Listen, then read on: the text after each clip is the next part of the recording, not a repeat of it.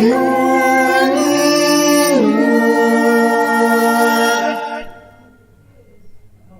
there we go. So we do have a bit of background noise today, so sorry about that. But there's not much we can do about it. We're doing our best. Yeah. But it's better than the lobby. Yes. That we did a few episodes ago. And so it's me, Clive Davis, and him, Ron Scott. Here in the Magic Morning Wood. Also known as Rocky Flintstone. The Rocky Flintstone Show. And Vagabonds in Pantyhose. Videos. You know the score. Yes. Oh, that's a deep cut. Yes. Back in the day. That's nothing to anyone. That's for our true fans, yeah. Yes. So no one. No one. So we're talking films as usual, and this time it's another request show. Welcome to the Magic Morning Wood, by the way. Did I mention that? No, you didn't mention the title of the show. This is the Magic Morning Wood. Yes. Welcome. Yeah. Anyway, back to it. And we're doing a request show again. Right. A bit of a companion piece to our Wheeler and Woolsey. Happy New Year. Yes. Yes, Happy New Year. Oh, yeah. Yes. Plus, I think this may be episode 50. Oh, wow. Well, happy anniversary as well. Thanks, Ron. Yeah. You too. Yeah. Glad so here we are in 2020. Yes. Wow, it's so different from last year. Yes. It feels suspiciously like the end of October 2019. Oh, really? But I don't think so. No. It's totally different time. That's right. Year, different decade, actually. So. Yes. How was your Christmas? It was wonderful, yeah. So, yeah? I had... I watched... I got nothing. Yeah, it was good. Yeah, it's fine. Thank you. How about you? Oh, great. Yeah, great, I got a bicycle. A bicycle? Yeah. Wow. Oh, great. Yeah. You're welcome. Yeah, that thanks. was from me. Yeah, it was. And what did you get from me, Ron? You gave me lace panties. So thank nice. You. Thank you. Nice. And they suit you as well. Yes, and they fit a fine choice. They're snug. Yes. That's a nice way of putting it. But anyway, enough of this absolutely hilarious comedy, Ron, and on with proper comedy. Right, proper comedy. Yes. So it's a request show by our old friend Juno Cuddy. Hi, Juno. A bit of a companion piece to the Wheeler and Woolsey show. We did a few shows back last year. Mm-hmm. And this time we're doing the comedy team Clark and McCullough, right? Clark and McCullough. Who I wasn't aware of at all. I have to admit. Neither. No, I had never seen any Clark and McCullough before. And Gino suggested it. And actually, as a bit of a... I don't think we're going to get into the weeds too much on I'll do a brief summary of their, overview of their career. But if you want more in depth, Gino himself has recorded a Clark and McCullough episode. Oh, really? Which I listened to as a bit of background, a bit of prep, and it's quite interesting. It is too. Right. So maybe we'll put a link to that below. Yes. So Clark and McCullough were a comedy team. I think they kind of started off in the 20s, and I think they were originally like a circus act. Oh, really? Okay. Yeah, and they did like a lot of gymnastics and stuff like that, and they went circus, vaudeville, Broadway movies, I guess. And again, Gino has a lot more to say about it. He kind of knows this territory a lot better. And they did a whole bunch of shorts, I think about 40, first for Fox and then for RKO. But a lot of them are missing. A lot of them have been lost to time. But Gino, on his YouTube channel, Gino's House of Rare Sitcoms, which is where the Pakistani Cat Beast film is also hosted. Right. He has, I guess, a sub-channel on there, the Clark and McCullough sub-channel, and there's about, I didn't count them, but a dozen or so. I think there's more like 30, I think. Was there that many? I think so. There's quite a few. You may have added some, I'm not sure, but there's a whole bunch of Clark and McCullough shorts. I think pretty much all the ones that are actually available to see, right? All the ones that exist. So that's thank you, Gino, for that. So I chose 7 of them. I watched all the ones that are up there, I think, and I decided to go with 7 of what I thought were the best or most interesting ones. Okay. Right? Did you watch more than these 7, or did you just watch? No, the I 7? didn't have. Yeah, I wanted to just get these 7. I might go back and watch some of the ones at some other future time. Right.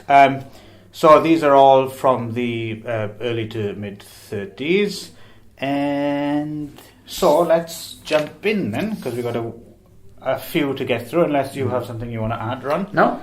Okay, so the first one was Jitters the Butler from 1932, and Bobby Clark and Paul McCullough, right? And this one and the next one we're going to talk about, the gay 90s, both directed by Mark Sandrich, who people will know for, he's known for like, he directed some like classic musicals like The Top Hat and stuff like that, I think. So that name kind of sprang out directors wise. So Jitters the Butler, Clark and McCullough play street cleaners. Right. Street cleaners who end up kind of losing their job, right? Because they're playing with fireworks in the street, right? And they manage to irritate the street cleaning commissioner of street cleaners, played by James Finlayson, who you may recognise from Laurel and Hardy films. Did he look familiar to you? No, we did not. Oh, okay. You didn't grow up with Laurel and Hardy? No, not much. Oh, really? Oh, okay. I know, of course, who they are. But yes, I didn't really watch them. So, he ends, and then they lose their job. But as luck would have it, his wife, played by Dorothy Granger, kind of ends up hitting them, right? Apparently, she's always getting into auto accidents, right? And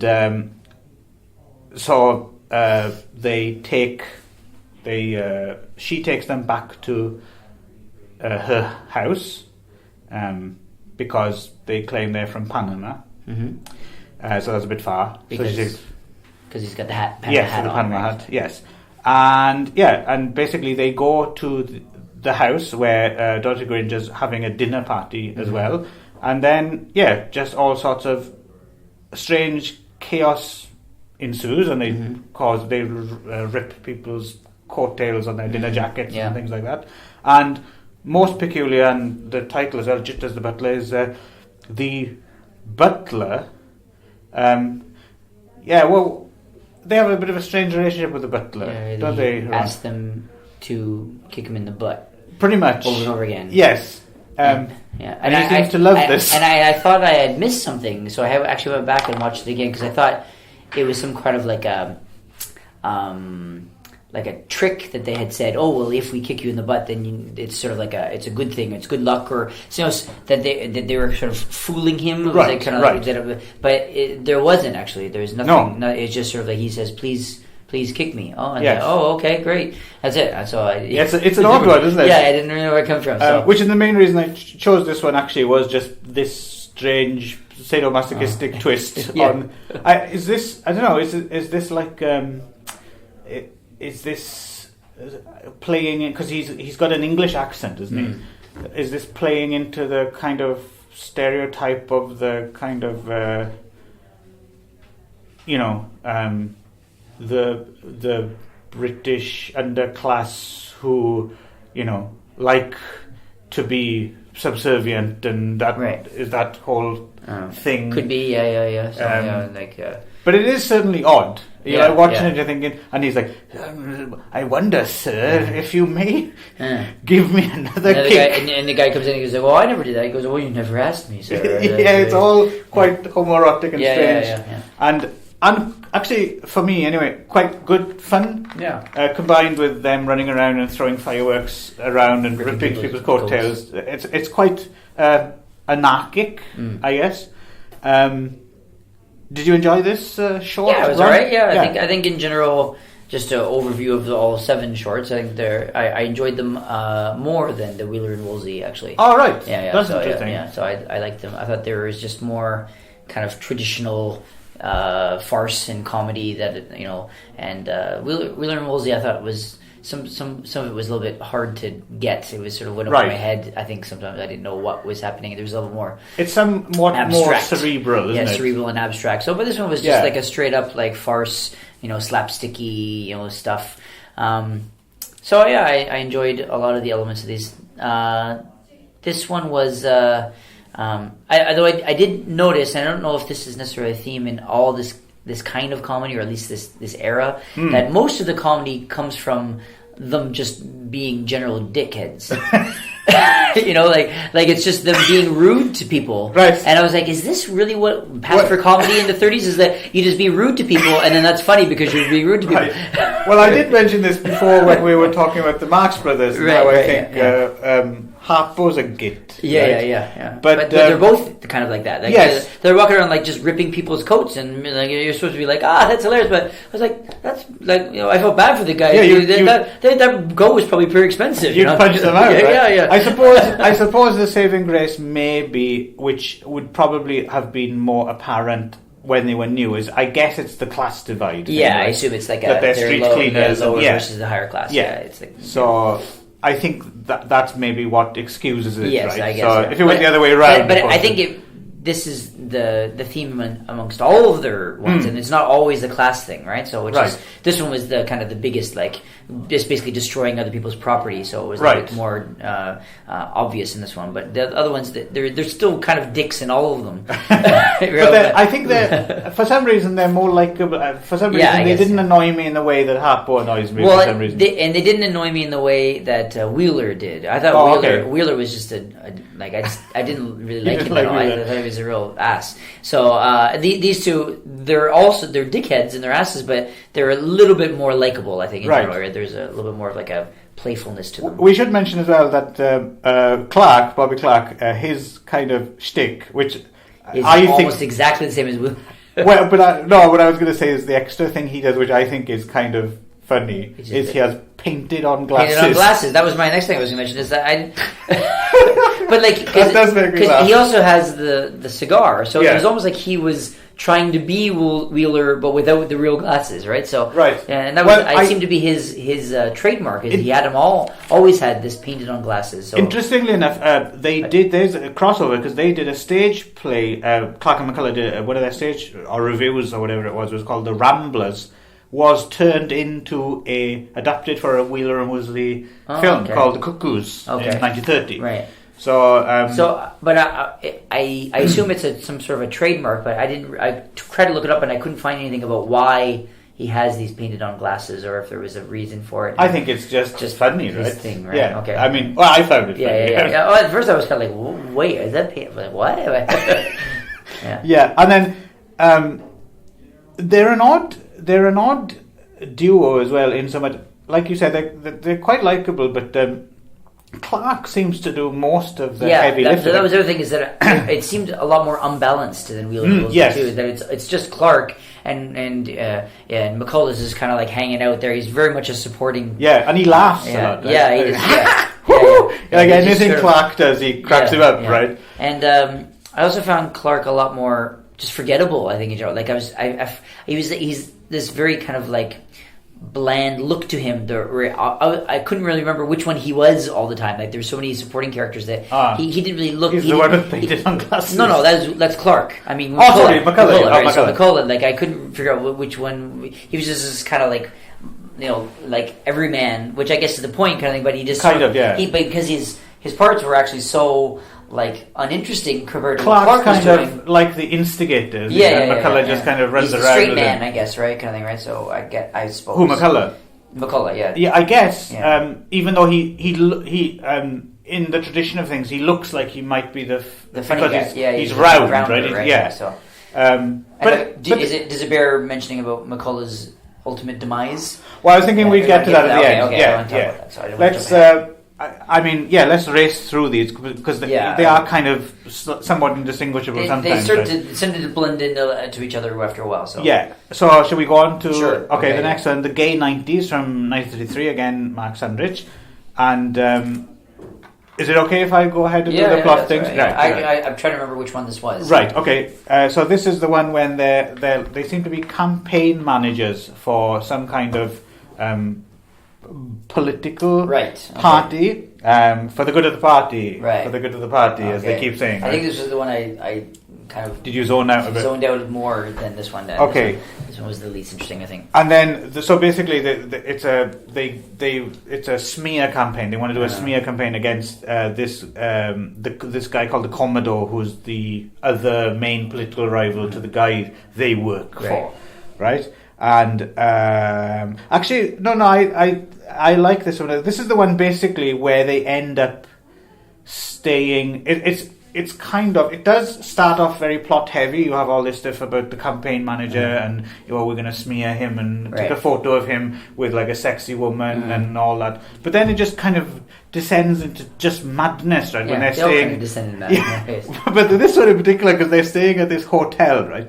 And there's this James Finlayson and Dorothy Granger are in this one again. But Monty Collins is particularly good as this house detective, right? He's this like overzealous house detective who's obsessed with ukulele playing, right? He's like, no ukulele playing. Ukulele plays, I thought it was like a euphemism or something, but I could be, I don't know. It's really bizarre. And then there's this other guy who keeps just trying to find somewhere to sleep, right? He doesn't have a room, they just give him a cot. Oh yes, right. And then people just running around, sleepwalking, and people sleepwalking. Actually, that's at the beginning. I think that's what happened. Is I zoned out a bit of the plot stuff at the beginning, and then I came to like a little more. Yes, exactly. When they started with the farce and the coming in and out, and you stay in bed, and and then the people running around with guns. Randomly shooting in the hotel, and I think my favorite is when a guy comes in, like from the marching band. He comes in with a huge drum, and he goes, "Do you mind if I check my drum?" I like the sleepwalking girl who like sleepwalks like a mummy or like an Elvira or like a Frankenstein monsters or something. And then at the very end, some police motorcycles ride through the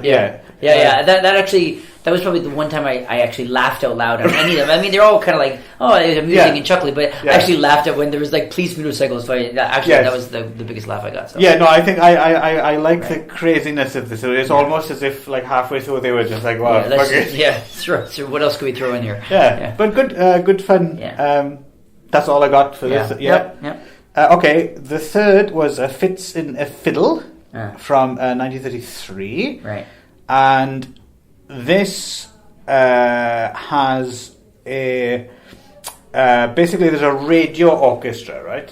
There's a radio orchestra in this radio station, and someone's stolen someone's bass fiddle, right? So they can't play properly. And as it happens, outside Clark and McCullough are a couple of street buskers, except. So he has a big bass fiddle, but in the bass fiddle there's like a record player, right, that plays. They did mention the name of the song, but I can't remember what it was called. And so it looks as if he can play. Pretending to play, this one song, all the instruments at the same time, on his bass fiddle. So someone's sent out from the radio orchestra because there's an emergency. Oh, we found some people with a bass fiddle, and they come in, and then. Isn't it the conductor is like this Germanic or Austrian guy like Herman Bing, right? Right. And is it an Italian guy who was supposed to play the bass fiddle and he thinks that Clark's stolen his bass fiddle? I think so. Yeah. Right. And then so there's all this back and forth, and there's a quite a funny scene where he does play that entire song and pretends to play it on his bass fiddle, jumping around the room. That's quite good. And ends up with someone putting a bomb in the bass fiddle. So this one gets pretty crazy as well. I quite like the line, there's a couple of lines there. You are temperamental, no? No, I was born in this country. Yeah. That's quite good.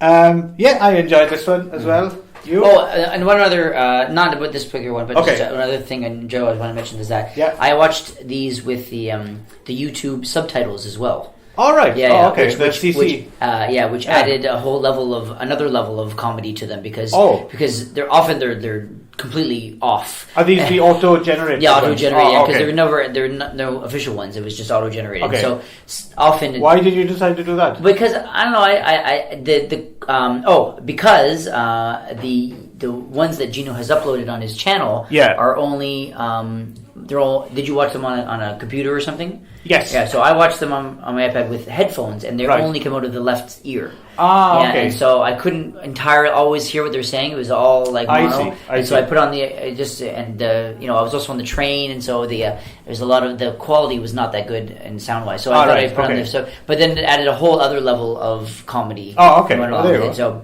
where that sort of like. I'd written some notes and I can't really find them now, but like for example, there was one of them, I didn't remember which one, but I put down. They were trying to say an unusual conduct was the actual what they said. It's like, oh, that's very unusual conduct. Right. But the translation or the subtitle actually said an unusual condom. Okay. Which I thought added and then also they said, he has a. I think maybe this was Jitters the Butler. They said he has a peculiar complex, but for some reason, peculiar became computer, so it was a computer complex. Oh, okay. So that, I'd written down a couple of this. So I recommend watching them with for a bit of extra comedy. Little right. there. Okay, onward to Bedlam of Beards, which is a fantastic title. I think that's Bedlam of Beards. I think this is my favorite of the really? 7. Yeah, that's interesting because I think this was my least favorite. Oh, really? Well, it started out my least favorite. At first, I was kind of like meh, but by the time I got to the end, I think this was like, it was traditionally what I like and liked. Okay, no, I did like it, but it was just for some reason it didn't quite have the insanity of some of the other. Yeah. I mean, it was kind of crazy, but what I mean is. It had the jokes followed a continuity, right? Yeah. They didn't just suddenly come out of nowhere. It wasn't sort of abstract or sort of there was no like out of left field jokes. It was just a lot of like it was the same joke kind of repeated. Yes, generally speaking, but it was like a pretty solid joke, and the timing I think was because it was the same joke that they kind of worked on. I think the timing was a lot better than some of the other ones where it was just sort of like, well, what the hell is this? This random craziness. So rather than relying on craziness, they're relying on the actual timing of the joke itself, right? So, yes, no, that's a valid observation, I think.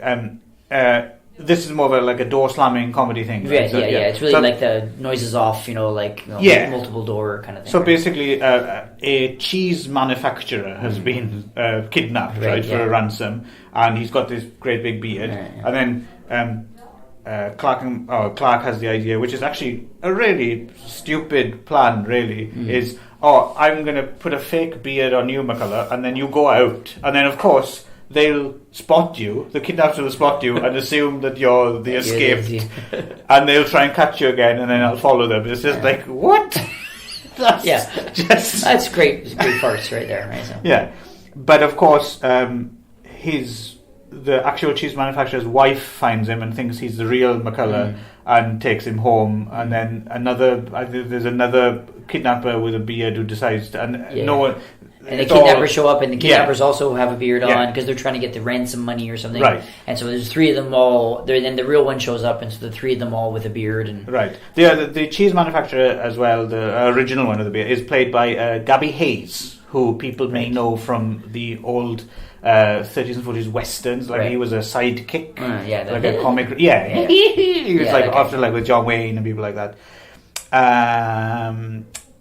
Yes, and the policeman Biff played, I believe his name was Biff, played by Al Hill. And it's funny, the whole time watching it, I was thinking, I mean, it's suspension of disbelief, obviously, it's ridiculous. But I couldn't help thinking, none of these guys actually look like the cheese manufacturer. No, that's what made it funny, right? I think that's where the joke was. Is that it was just even the wife thought it was him, right? And it's just even though he has a different voice, just a random beard. They didn't try to even make themselves look the same, with the exception of just this random beard, right? Right. Which was even the same beard for a lot of them, right? I thought that was funny. Yeah, my favourite thing about this was the Vivian Fields, who played the sexy ice cream blonde maid, who Clark took a fancy to. Right, yeah. She's super cute. I like her, and I like when he. I don't know if this is something he decided to do from a certain period in his career, but from this short on, he does this thing in all of the thing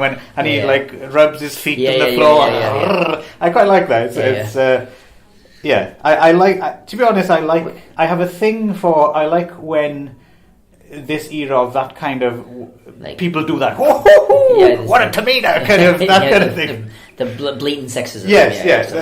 It's kind of fun. I get a kick out of that. So I enjoyed that aspect. Good fun, and you're quite right. I quite like how it escalates. Like, towards the very end. Yeah. There's like 7 guys with beards. That's what I mean. Like at the first, all going to her room. Again, when it was at the beginning, I was kind of like, this one, I'm not sure if I like this one. But then by the time we get to the doors slamming and the beards going over, and they're putting on the nightstand, please stay in the bed, and he gets up and goes to the bed. Yeah. I thought it was very well done. I thought it was good. good. It was good. I could see it being like a good play, a stage play. Right. Door slamming. And you gotta love something called Bedlam of Beards. Bedlam of Beards is a great title. It is a good title. Right. On to Love and Hisses. Again, all these now from 1934. And this is the one... Okay, so this is the one where there's a... Wheeler and Woolsey work for a guy... Clark and McCullough. Sorry. Clark and McCullough work for this guy who wants... he's in love with this young lady and she's in love with him and they want to get married, right? But the young lady's mother doesn't allow her to go with him because she's trying to get his father to marry her, right? Right, yes. Yes, if that... I think I may have explained that badly. It doesn't matter anyway. But basically it's... Yeah, so basically Clark and McCullough in the middle of this kind of... it's basically 2 single parents, and each of their children are in love with each other. This is a bit of a Monty Collins returns again as a butler in this one. What I like about, I think this is one of the this is probably the weakest one. Yeah, I'd say. But Ferdinand Mounier, I believe his name is, as the father with a watermelon obsession. Yes. Cracked me up. The watermelon, yes. That's the only thing this one has going for it. I liked how they made like the egg cup, but it was for like a watermelon egg cup. It says, yeah.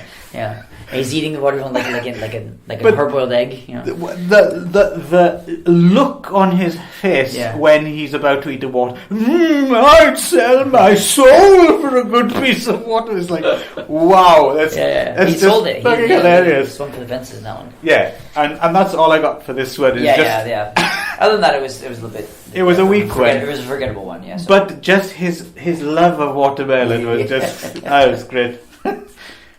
Right, so on we go. Order in the Court.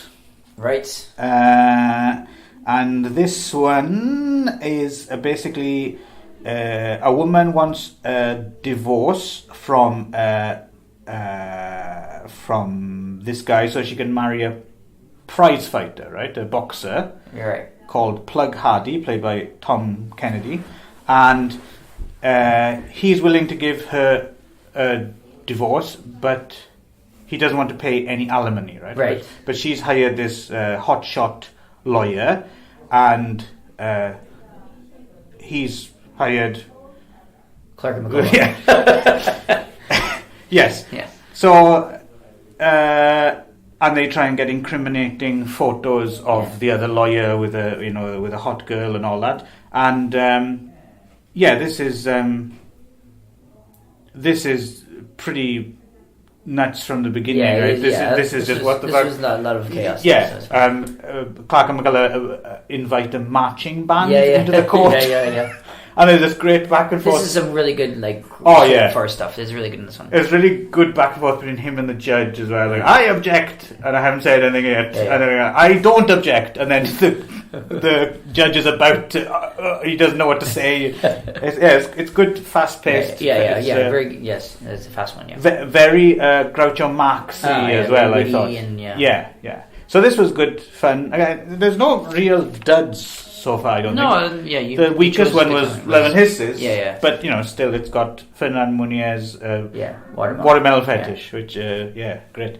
Anything to say about Order in the Court? No, I enjoyed I think this was my second favorite. This one was just the chaos in the court was real, nostalgic for those types of courtroom comedy, stuff. Yeah. Yes. Yeah. I think this is actually Gino's favourite. Oh, is it? Okay. Yeah, I think so. I seem to remember him particularly pushing this one. Yeah. Right. So then we go on to what might be my favourite, actually. Oh, really? Yeah. This might. I'm not sure. I haven't really thought about it too much, but this is the one when I was thinking back about all the shorts that I'd watched. This was the one I found most memorable. Okay. So this is 1934's In a Pig's Eye. And in this one, Clark and McCullough are tailors. And they use their pressing machine to make waffles. Yeah. These huge waffles, which get stuck on people's trousers. Which that was a good sight gag. It was waffle trousers. But also at the same time, the munitions king of Scotland, sure, turns up in town with bagpipes. Yeah, of course, and a kilt, of course. Yeah, and of course he's extremely frugal, right? Course, the full Scottish stereotype. It's great fun, and he's going to visit. Bud Jameson as the scientist Will-I Tinker. Okay, right. And he's made a new explosive called Destructo. Oh, yes, right? Yeah. Now, somehow this the munitions king of Scotland, when he turns up in the country, he goes straight to the tailors, and they decide for some strange reason, Clark and McCullough decide to imitate, or Clark decides to imitate him, right? He puts on the kilt and they go out with the bagpipes. Yeah, I didn't understand why, but like Clark and McCullough, they do whatever they want, right? And they also have a pet piglet, which only eats peppermint wafers. So it's a case, as it wants to do. So, of course, it's a case of mistaken identity again, and they end up at this party, and he pretends to be the munitions king of Scotland, right. and the piglet ends up eating the Destructo, which I guess looks like a peppermint wafer. Yeah. So then there's an explosive pig running around that and which does actually blow up. Well, right? Yeah. So there you go. Dead pig, giving it a bit of edge. This beloved piglet blows up. Yeah. And Monty Collins again as a butler. What I liked about him in this one is that there's actually a scene where he literally says he's like reading, I guess, a comic strip in a newspaper or something, and he literally says out loud, "Arf, arf, arf," which made me laugh.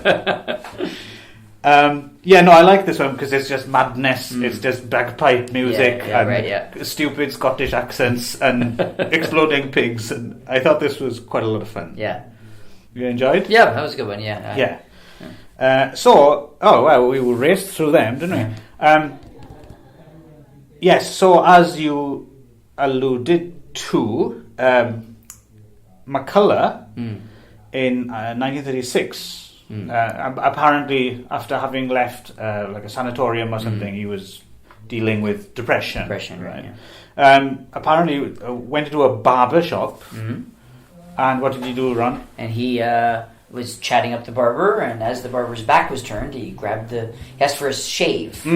Literally as they left the sanatorium, it was like I think it was the day that they left. He left the sanatorium and went and stopped on the way at a barber shop, and then asked for a shave. And then while the barber's back was turned, he grabbed a straight razor and slit his own throat. Right in the barber shop. And died. And that was it. Yeah. And well, he was in a coma for a few days, I think, and then yes, no, I don't think it was an immediate death, but no, it was a fatal wound. And then Clark himself became sort of depressed over the death of McCullough. That's what I heard. Right. For a while, so he kind of retired for a little bit, and then he came back a little bit. He had a solo career. He had a solo career for a bit, but and then he died in 1960. Right. I believe. Yeah. Yes. So the thing as well, I mentioned earlier how they started off in. They started off in circus and stuff like that. I was wondering, because these films that we're looking at now are a little bit later in their career, and there's not much in the way of full-on slapstick. It was like the year or two before he died, right? There's a little bit of slapstick, but I was just wondering if the earlier shorts survived, or maybe on stage or something. I wonder if there was more like knockabout slapstick stuff, because they seem, like, for instance, in one of them, maybe it was Jitters the Butler. Clark does do this thing when he does a pratfall and he does the splits, right? When he's like, and I thought, that's fairly skillful, right? So I'm just wondering if there was a lot more of that kind of knockabout stuff early on. Could have been, yeah. But definitely like Jitters the Butler, which is the earliest of these 7. There's a lot more slapstick. I mean, a little bit, yeah. At least physical comedy, at the least, right? So. Yeah, but it's not. It's not. I'm trying to remember now. If Wheeler and Woolsey didn't have that much either, actually, in the way of slapstick, really. No, they weren't more slapstick. They weren't as slapstick. I get these guys were more slapsticky than those two. Right. Those two were more cerebral. Right. So you seem to overall have enjoyed Clark and McCullough more than Wheeler and Woolsey. I think I enjoyed. Well, of course, they're different. Yes. They're same but different, because they're because Clark and McCullough's were longer, right? So features, they're like hour or plus. Yeah. Whereas these ones were like nice little kind of shorts. I think I enjoyed the shorts more because if you find one that you don't like, you can just go on to another one, right? Yeah, so that's true. I think that in that case, it made it a little bit more enjoyable because it was like, oh, I don't really like this one. Oh, well, I got 6 more. That's okay, right? So, but it is a thing I do like. I find these shorts of this era are kind of quite Moorish and addictive as well. Right? You put one out and you're put another one on. Right? So it doesn't take much time to watch it, right? Yeah. So whereas I found Clark and McCullough more of a grind. Wheeler and Woolsey.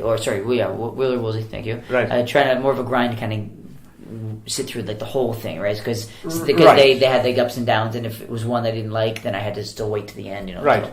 So, I suppose with comedy teams of this caliber, that you don't necessarily have to worry about the comedy being funny, but when you're stretching it to feature length, there are so many other things that can let you down, right? Whereas in a short, even if there's nothing to it, like the one with the watermelon, if it's really all quite flimsy, because it's only 20 minutes. Yeah, exactly. If you have good comedy, that's gonna carry you through. That's all you really need. Whereas as a feature, you do need a little bit more filler stuff, right? So yeah. I think I was more forgivable with these ones, right? So. There are, of course, Wheeler and Woolsey short as well, I believe. So maybe give them a shot. Yeah.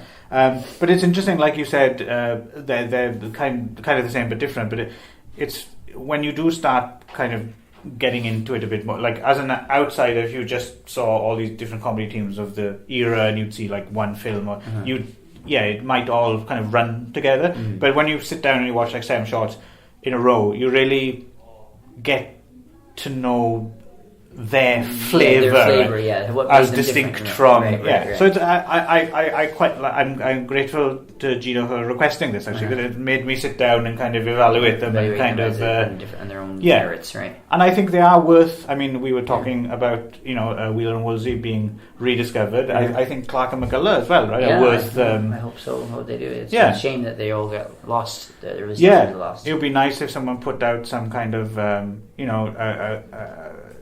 like Criterion or something, to put a set out, all on one Blu-ray with a bit of extras and a documentary or something. Them to because I think they're definitely worth discovering. Right. And I mean, who knows? We may come back to this well at some point. Maybe there's some other comedy teams out there. Maybe I'm sure there are. We don't know. Let us know.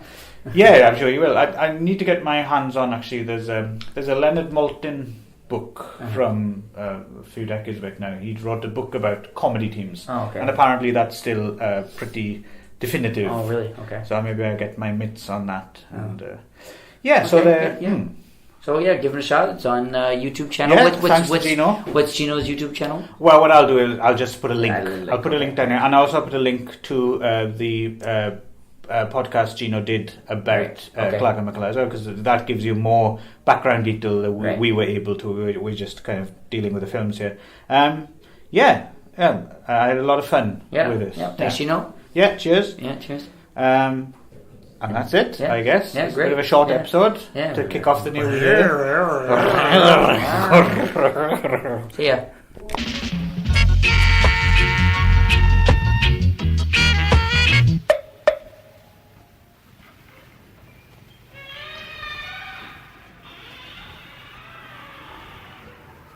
Where you want?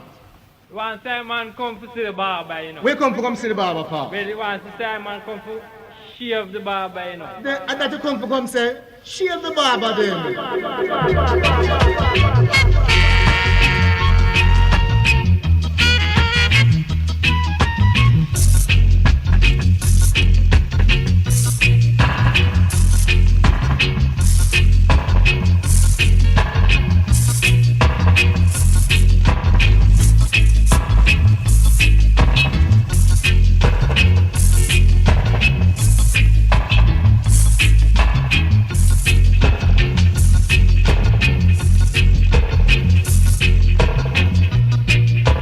Shave the barber.